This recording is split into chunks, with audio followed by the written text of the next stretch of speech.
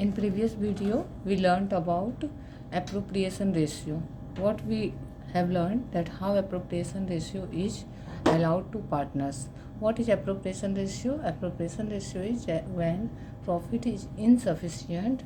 In that case, partners get their all the appropriations in their appropriation ratio. Only available profit will be provided to partners in the ratio of their appropriation. So if you have any doubt, you can go to previous video. Today we are going to see how to calculate average period for interest on drawing. So how will we calculate this? There is a formula. Average period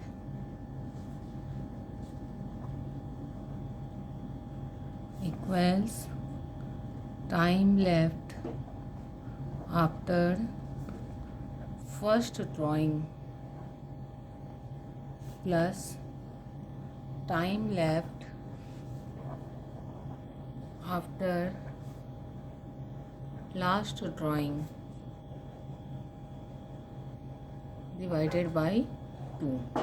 This is the basic formula we have to use. This can be used in all the cases. We have to study 3 cases, one for monthly drawing, one for quarterly drawing, and one for monthly drawing for half year duration. Okay, so in all cases this formula will be applicable. So we start with the monthly drawing. What happens in monthly drawing? When partners withdraws equal amount at equal interval, in that case we can calculate average period from this formula. Like a partner is withdrawing 5,000 in the beginning of every month, so amount is fixed and duration is also fixed, that in the beginning of every month. It's not random withdrawal. So in that case we can easily calculate average period with the help of formula. So now we go for monthly.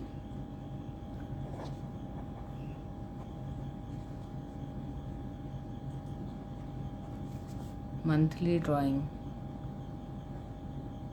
So in monthly drawing there are 3 cases. The first is in the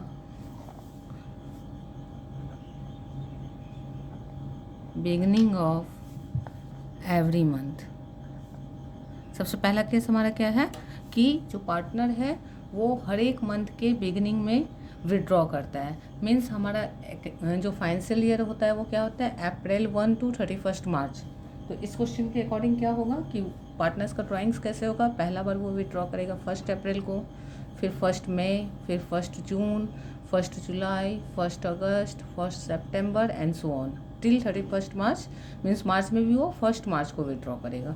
तो इस case में जब हमें amount तो पता होगा, जो amount दिया रहेगा 5,000 दिया है हर एक महीने, तो 12 महीने में क्या हो जाएगा 5,000 इंटू 12 60,000. इसके बाद फिर हमें क्या चाहिए होता है रेट ऑलरेडी क्वेश्चन में दिया रहता है. इसके बाद हमें चाहिए एवरेज पीरियड, जो हमें खुद से कैलकुलेट करना है, तो उसके लिए फॉर्मूला रहता है. तो एवरेज पीरियड इक्वल क्या हो जाएगा, एवरेज पीरियड इक्वल्स जो फॉर्मूला है हमारा time left after first drawing. तो फर्स्ट उसने विड्रॉ कब किया है 1 अप्रैल को विड्रॉ किया है. ठीक है, तो 1 अप्रैल को विड्रॉ किया. तो 1 अप्रैल को अगर हम सोचते हैं, आज अगर हम 1 अप्रैल के दिन खड़े होकर सोचें कि इस ईयर में 31 मार्च तक में अभी कितने मंथ बचे हैं, तो पूरे 12 मंथ बचे हुए हैं. तो 12 प्लस जब वो अपना 12th ड्राइंग करेगा, मतलब 12वां बार जब वो पैसा निकालेगा, लास्ट पैसा निकालेगा इस साल का, तो वो होगा 1 मार्च. तो 1 मार्च को जब वो सोचेगा कि और कितने मंथ बचे हैं इस ईयर में, तो 1 मंथ और बचा होगा. तो 12 + 1/2 13/2. तो average period is 6.5. Second case है इसका in the middle of every month. Middle of every month means क्या, जैसे अप्रैल है तो अप्रैल का मिडिल क्या होगा 15 अप्रैल, मई का मिडिल 15 मई, जून का मिडिल 15 जून. तो क्या बोल रहा है एवरेज पीरियड कैसे निकालेंगे. तो एवरेज पीरियड इक्वल आ जाएगा. अब कोई अगर एक पार्टनर 15 अप्रैल को मनी निकाल रहा है, विड्रॉ कर रहा है फॉर्म से, और वो सोच रहा है कि हम 15 अप्रैल को जब हम फॉर्म से कैश निकाल रहे हैं तो कितने दिन बचे हुए हैं, इस साल में कितने मंथ बचे हुए हैं. तो अप्रैल के बाद मई से लेके और मार्च तक 11 मंथ तो पूरा उधर बचा हुआ है, और इधर कितना मंथ बचा हुआ है इसका, अप्रैल का भी आधा बचा हुआ है, मीन्स 11.5 मंथ बचा हुआ है, 11.5 हाफ मंथ अप्रैल, और मई से लेके मार्च तक 11 मंथ। लास्ट वो 12th टाइम जब 12वीं बार जब वो पैसा निकालेगा तो मार्च 15 को निकालेगा। तो मार्च 15 को जब वो सोचेगा अभी कितने मंथ बचे हैं, तो बस आधा मंथ बचा है, आधा मतलब 0.5/2, तो कितना हो जाएगा 12/2, तो 6 मंथ, ये 6 मंथ का निकलेगा और यहाँ पे 6.5 मंथ का निकलेगा। ठीक है। थर्ड पॉइंट क्या है हमारा, at the end of every month.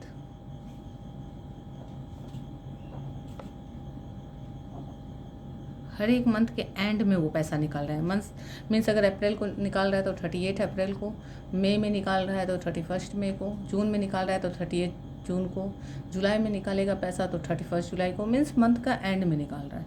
तो अब एवरेज पीरियड जब हमें कैलकुलेट करना होगा, तो एवरेज पीरियड कैलकुलेट करते समय हम लोग देखेंगे कि जब वो 30 अप्रैल को खड़ा होकर सोचेगा कि इस साल में अब कितने मंथ बचे हैं, तो अप्रैल तो ख़त्म हो गया, तो बचा कितना, 11 मंथ बचा अप्रैल के बाद, मई से लेके मार्च तक। फिर लास्ट ड्राइंग उसका कब होगा, 31 मार्च को। क्यों, क्योंकि वो एंड में पैसा निकाल रहा है, तो एंड में पैसा निकाल रहा है तो 31 मार्च को उसका लास्ट होगा। तो 31 मार्च को जब वो सोचेगा इस साल में कितने मंथ बचे हैं, तो 0, तो 11 + 0/2, तो कितना आ जाएगा 11/2, तो हो जाएगा 5.5 मंथ। तो ये मंथली ड्राइंग का रेडी हो गया, एवरेज पीरियड। अब नेक्स्ट क्या है, नेक्स्ट होता है क्वार्टरली ड्राइंग। तो क्वार्टरली ड्राइंग में क्या होता है कि क्वार्टरली ड्राइंग में सबसे पहले तो हमें पता होना चाहिए कि एक साल में कितने बार पार्टनर पैसा निकालेंगे, 4 बार, तो इसलिए इंटू 4 होगा अमाउंट से, जो अमाउंट होगा अमाउंट इंटू 4 होगा, और इसमें जो भी अमाउंट होगा अमाउंट इंटू 12 होगा, क्योंकि 12 टाइम पैसा निकल रहा है, और इसमें क्या होगा अमाउंट इंटू 4 होगा। इसके बाद जब एवरेज पीरियड निकालना होगा तो यहाँ भी 3 कंडीशन है। सबसे पहला कंडीशन है इन द बिगिनिंग ऑफ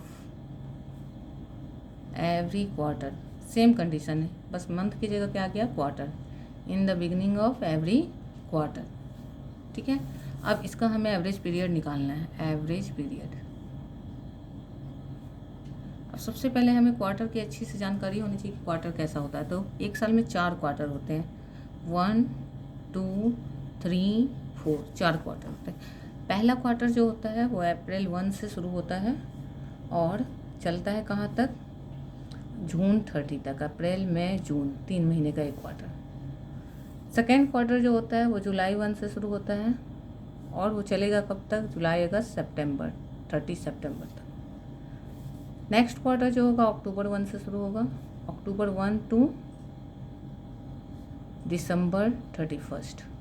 ठीक है। फिर नेक्स्ट क्वार्टर, लास्ट वाला क्वार्टर जो होगा वो जनवरी 1 से मार्च 31। तो इस तरह से कोई अगर बिगिनिंग ऑफ एवरी क्वार्टर पैसा निकाल रहा है, मतलब अप्रैल 1 को निकालेगा, जुलाई 1 को निकालेगा, अक्टूबर 1 को निकालेगा, जनवरी 1 को निकालेगा, मतलब 4 बार साल में पैसा निकालेगा। अब है अप्रैल 1 को कोई आदमी अगर सोच रहा है कि अप्रैल 1 के दिन वो सोच रहा है कि इस साल में कितने मंथ बचे हैं, तो पूरे 12 मंथ बचे हैं फर्स्ट ड्राइंग के बाद, time left after first drawing. फिर लास्ट वो पैसा कब निकाल रहा है, जनवरी 1 को। जनवरी 1 को वो सोचेगा कितने मंथ बचे हैं इस साल में, तो जनवरी 1 को, तो जनवरी फरवरी मार्च 3 महीने बचे हैं, तो 12 + 3/2, तो 15/2, तो कितना हो जाएगा 7.5 मंथ। ठीक है। नेक्स्ट क्या है, सेकेंड है in the middle of every quarter.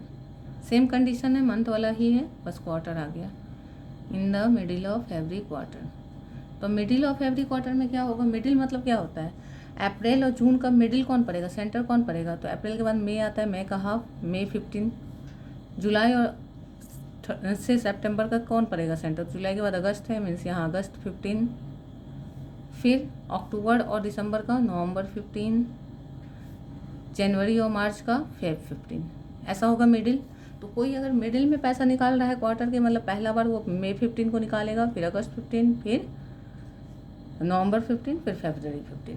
तो अब हमें क्या देखना है, हमें देखना है कि जब वो मई 15 को पैसा निकालेगा, एवरेज पीरियड कैलकुलेट करना है, तो एवरेज पीरियड इक्वल मई 15 को जब वो पैसा निकालेगा, तो मई 15 के बाद देखिएगा कितने महीने बचे हैं, तो मई 15 आते आते 1.5 महीना पार हो गया, तो एक साल में 12 महीने होते हैं, 12 में से 1.5 महीने निकल गए, 1.5 महीने निकल गए, तो बचे कितने 10.5। इधर से कैलकुलेट करें, इधर से भी करेंगे तो मई का आधा और जून से लेके मार्च तक 10 महीना, तो 10.5। लास्ट वो जो पैसा निकालेगा वो Feb 15 को निकालेगा। चौथा बार पैसा कब निकालेगा? Feb 15 को। तो Feb 15 को जब वो पैसा निकालेगा तो कितने महीने बचे हैं साल में? तो फरवरी का आधा बचा हुआ है और मार्च पूरा, यानी 1.5/2। तो अब क्या हो जाएगा? 10 + 1 11 and 0.5 1 यानी 12/2 6 मंथ। अब यहाँ देखना है कि मिडिल ऑफ एवरी मंथ में भी 6 मंथ आया और मिडिल ऑफ एवरी क्वार्टर में भी 6 मंथ आया।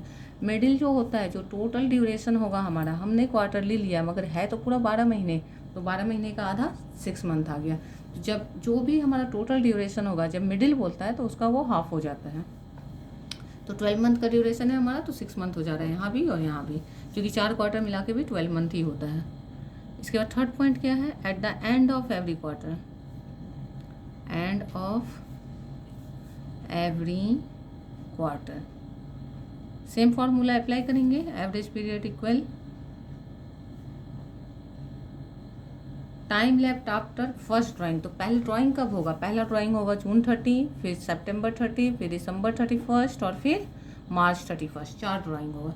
तो पहला ड्राइंग जब जून 30 को वो करेगा तो जून 30 के बाद उस साल में कितने मंथ बचते हैं? तो अप्रैल मई जून 3 महीने तो पार हो गए, 12 में से 3 महीने चले गए, तो बचे कितने? 9 प्लस लास्ट ड्राइंग वो करेगा मार्च 31 को, तो मार्च 31 को कितने मंथ बच रहे हैं? 0/2, तो क्या आ जाएगा? 4.5 मंथ्स। क्लियर हो गया? थर्ड क्या है? थर्ड है 6 month duration. Okay, for half year 6 month, half year I write so that easily you can understand. Half year 6 month, which 6 month ending 31st March, means this is a duration of October 1 to March 31st. For this period we are calculating. Okay, means partners are drawing in second half of the year, financial year. So first case will be in the beginning of 6 month ending 31st March. Okay, so average period will be same formula, average period equal. Now 6 month we are having time. 6 month means October 1 to March 31st. Only this 6 month we are having. So first drawing will be in the beginning of every month, means October 1. So October 1, on 1st October somebody will take out money. पहला बार वो पैसा कब निकाल रहा है? 1 अक्टूबर को। 1 अक्टूबर को पैसा निकालेगा और आगे देखेगा कि इस साल में कितने महीने बचे हैं, तो क्या बोलेगा? पूरे 6 मंथ बचे हैं। प्लस लास्ट पैसा कब निकालेगा? वो तो बिगिनिंग ऑफ एवरी 6 मंथ निकाल रहा है। बिगिनिंग मतलब मार्च में वो 1 मार्च को निकालेगा, तो 1 मार्च को वो देखेगा कितने मंथ बचे हैं अभी, तो 1 month. 6 + 1/2 7/2, so that is 3.5 month. ये 3.5 मंथ हो जाएगा। फिर दूसरा केस क्या आएगा? In the beginning of 6 month ending 31st मार्च। ठीक है, अब यहाँ क्या हो जाएगा? Average period.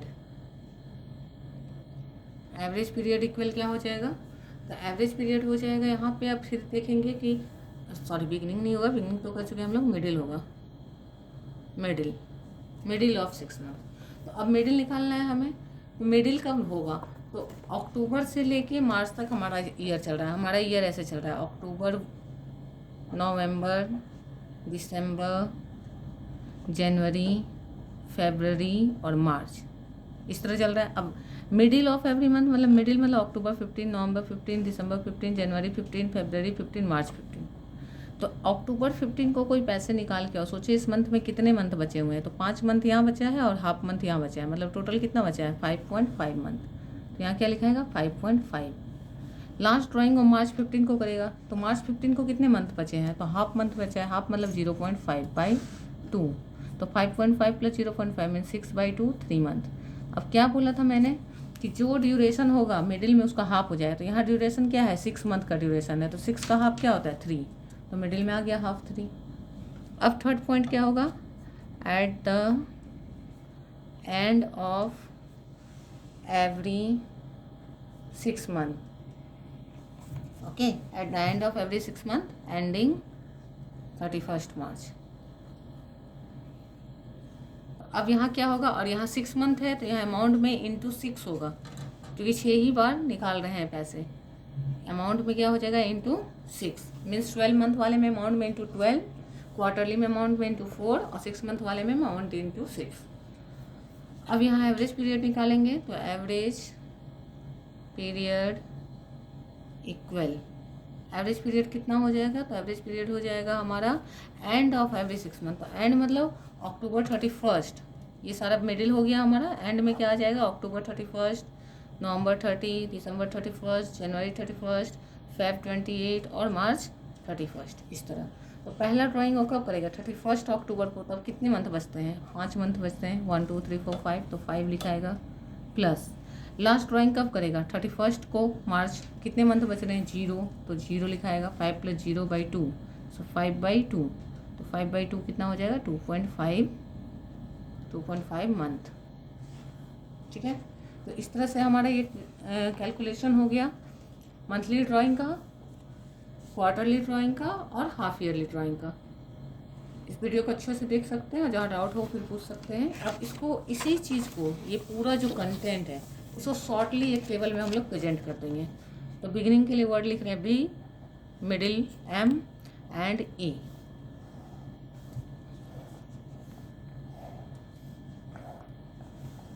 ये हो गया मंथली ड्राइंग, क्वार्टरली ड्राइंग और ये हो गया 6 मंथ ड्यूरेशन। ओके, अब हमने क्या लिखा, मंथली में बिगिनिंग का क्या ड्यूरेशन आया था हमारा 6.5, यहाँ हो गया 6.5। मिडिल का क्या आया था 6 और एंड का क्या आया था 5.5, ये आ गया 5.5। फिर क्वार्टरली में बिगिनिंग का क्या था 7.5, मिडिल का 6 और एंड का 4.5। 6 मंथ में बिगिनिंग का 3.5, 3 मिडिल का और एंड का 2.5। इस तरह से हमारा ये टेबल कंप्लीट हो गया। मीन जो वर्किंग हमने 2 पेजेज में सीखा, 2 पेज में सीखा ताकि कॉन्सेप्ट क्लियर हो जाए, और उसको जब हमें ये करना है, याद रखना है, तो उसके लिए छोटा सा टेबल सफिशिएंट है।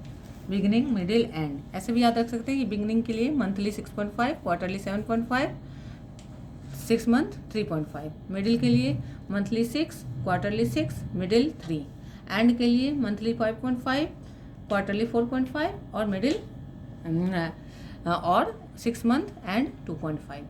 लेकिन डायरेक्ट अगर ये टेबल सीख लेते बस इतना सा, तो कॉन्सेप्ट क्लियर नहीं होता। इससे क्या हुआ, कॉन्सेप्ट क्लियर हो गया और इससे क्या हो गया कि याद रखना आसान हो गया। तो हमारे पास दोनों ही मेथड है। सम सॉल्व करते समय हम लोग इसको अप्लाई कर सकते हैं, और अगर कभी एग्जाम में कन्फ्यूजन हो जाए ड्यूरेशन में, तो फॉर्मूला को अप्लाई करके अपना क्रॉस चेक कर सकते हैं।